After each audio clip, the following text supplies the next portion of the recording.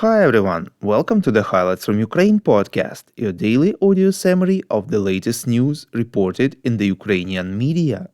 My name is Artem, and here is the news.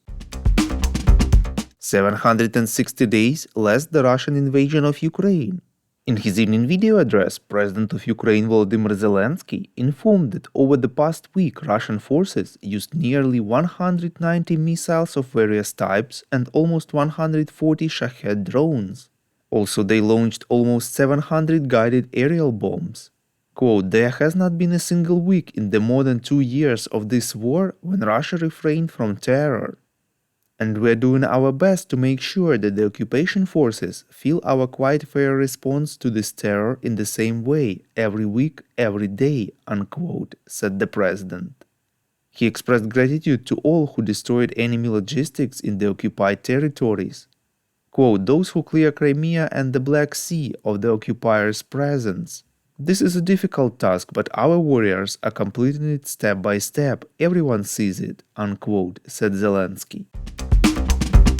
Ukrainian forces struck two Russian landing ships Yamal and Azov, as well as a communications center and several infrastructure facilities belonging to the Russian Black Sea Fleet in occupied Sevastopol, Crimea, reports Interfax Ukraine.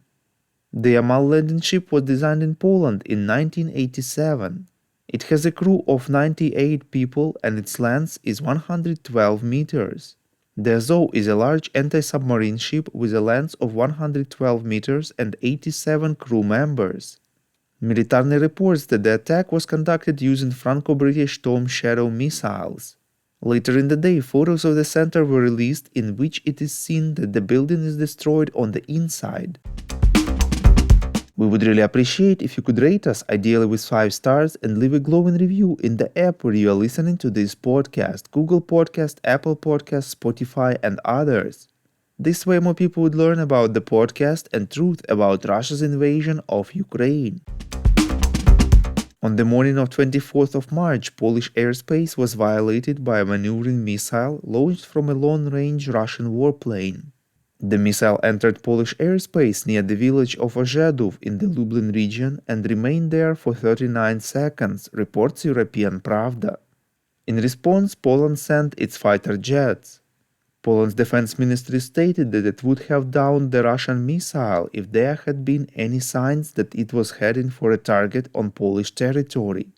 It was not downed because the Polish military realized that it would leave Poland's airspace and an attempt to down it would have put civilians at risk.